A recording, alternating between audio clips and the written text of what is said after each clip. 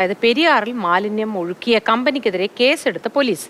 പ്രദേശവാസി നൽകിയ പരാതിയിലാണ് ബിനാനിപുരം പോലീസിന്റെ നടപടി. വിവരങ്ങളുമായി എസ് രാഗിൻ ചേരുന്നു. രാഗിൻ, ഗുഡ് മോർണിംഗ്.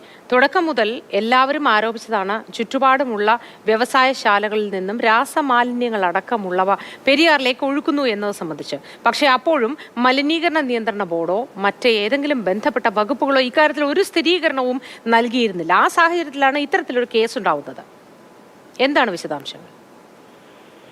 പ്രദേശവാസി നൽകിയ പരാതിയിലാണ് ഇപ്പോൾ അവിടെ ഒരു കമ്പനിക്കെതിരെ ബിനാനിപുരം പോലീസ് കേസെടുത്തിരിക്കുന്നത്. സിജി ലൂബ്രിക്കന്റ് എന്ന് പറയുന്ന കമ്പനിക്കെതിരെയാണ് കേസ് വന്നിരിക്കുന്നത്.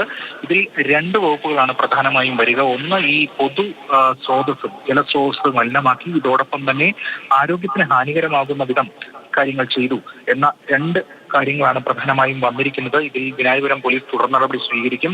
നേരത്തെ മലിനീകരണ നിയന്ത്രണ ബോർഡും ഇതുമായി ബന്ധപ്പെട്ട് ചില നടപടികൾ എടുത്തിരുന്നതായാണ് മനസ്സിലാക്കുന്നത്. തുടർന്നാണ് ഈ ഒരു കാര്യത്തിലേക്ക് പോലീസ് ഇപ്പോൾ കടന്നിരിക്കുന്നത്. നേരത്തെ അവിടെ മത്സ്യക്കുരുതി അടക്കമുള്ള കാര്യങ്ങൾ ഉണ്ടായിരുന്നു. അന്ന് വലിയ ആരോപണങ്ങളും വലിയ വിമർശനങ്ങളും അടക്കം ഉയരുകയും ഈ മലിനീകരണ നിയന്ത്രണ ബോർഡിനെ തന്നെ പ്രതിക്കൂട്ടിലാക്കുന്ന ഒട്ടനവധി കാര്യങ്ങൾ പുറത്തു വരികയും ഒക്കെ ചെയ്തു. അതിനുശേഷം കാര്യങ്ങൾ മുന്നോട്ട് പോവുകയായിരുന്നു.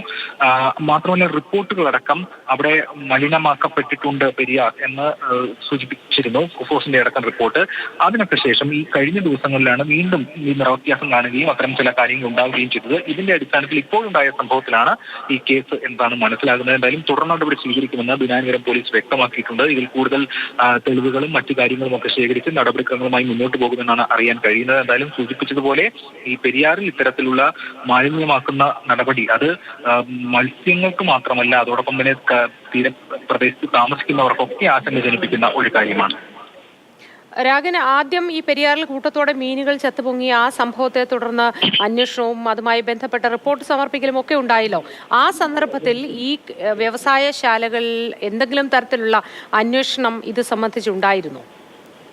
അന്ന് വലിയ തോതിൽ മത്സ്യക്കുരുതി ഉണ്ടായപ്പോൾ വിവിധ കമ്മിറ്റികൾ ഇതുമായി ബന്ധപ്പെട്ട് പഠനം നടത്തിയിരുന്നു. നേരത്തെ പൊല്യൂഷൻ കൺട്രോൾ ബോർഡിന്റെ ഒരു കണ്ടന്റ് തികച്ചും വ്യത്യസ്തമായിരുന്നു ഈ മറ്റ് പരിശോധന നിന്ന് ലഭിച്ച വിവരങ്ങൾ ഒക്കെ തന്നെ.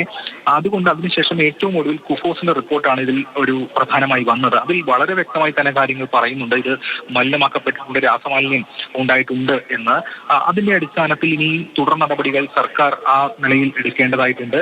ഇതോടൊപ്പം തന്നെ ഇതിൽ നഷ്ടപരിഹാരം ഉൾപ്പെടെയുള്ള കാര്യങ്ങൾ ഇപ്പോഴും പ്രശ്നത്തിലാണ്. അങ്ങനെ നിൽക്കുന്ന ഒരു സ്ഥിതി ആ കേസുമായി ബന്ധപ്പെട്ടുകൊണ്ട്, അന്നുണ്ടായ സംഭവവുമായി ബന്ധപ്പെട്ടുകൊണ്ട്. അതിനുശേഷം ഇത്തരം വിഷയങ്ങൾ കുറെ കൂടി ഉയർന്നു വന്നതിന്റെ അടിസ്ഥാനത്തിൽ അത് വളരെ ജാഗ്രതയോടുകൂടി കൈകാര്യം ചെയ്യുകയാണ് ഇപ്പോൾ തദ്ദേശ സ്ഥാപനങ്ങളാണെങ്കിലും ഒക്കെ തന്നെ. അതിന്റെ അടിസ്ഥാനത്തിലാണ് ഈ കഴിഞ്ഞ ദിവസം അവിടെ വീണ്ടും നിറവ്യത്യാസം ഉണ്ടായി എന്നാണ് പറയപ്പെടുന്നത്. അതിന്റെ അടിസ്ഥാനത്തിൽ ഒരു പരാതി ലഭിക്കുകയും തുടർന്ന് ഇപ്പോൾ കേസെടുക്കുകയും ചെയ്തിരിക്കുകയാണ്. ശരി രാഗൻ.